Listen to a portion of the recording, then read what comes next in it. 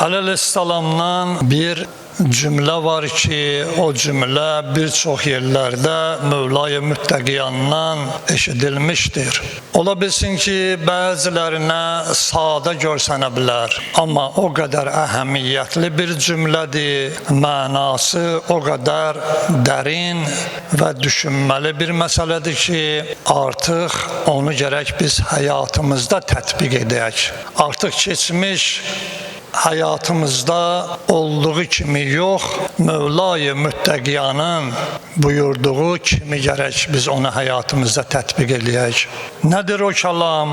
Hazreti Peygamber aleyhisselam Mevla-i Müttegiyana buyurdu: Ey Ali, sen Ramazan gününde, Ahya gecesinde şəhid olacaqsan.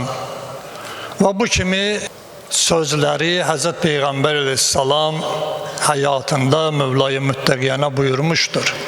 Aleyhisselamın ise ilk buyurduğu bir cümle oldu: Ya Resulallah, mən ki şəhid olacağım, mənim dinim salamat qalacaqdırmı?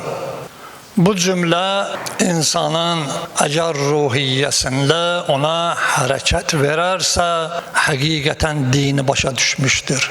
Eğer bu cümle onun için bir sade bir söz olarak eşidilipse, kabul edilipse, onun için dünyası birçok meselelerde kıyametin gününde problemle üzleşecektir.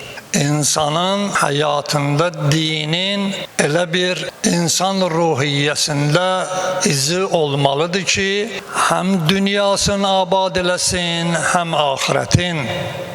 Ola bilsin ki, mənim dünyadaki əqidəm məni bir çox problemlərdən uzaqlaşdıra bilər. Ola bilsin ki, dini əqidəm, əməlim mənim yaşayışımda müəyyən müsbət həyat tərzi mənə bəxş eləyə bilər. Amma o gətirib o dərəcəyə çıxara bilər ki, ahirət əlim boş qala bilər. Onun üçün də dinin salamat olması insan üçün ən mühüm bir məsələdir. Necə ki, imamlardan hadislerde buyurur ki, tez bu duanı eləyin. Ya Allahu ya Rahmanu ya Rahim, ya Muqallibəl qulub, səbbit qalbi ala dini, ala dinik ilahi.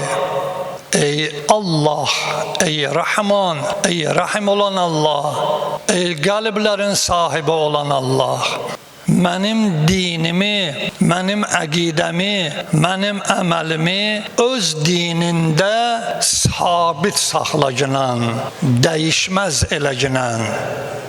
Bu məsələdə diqqət olunmalı məsələ nədir?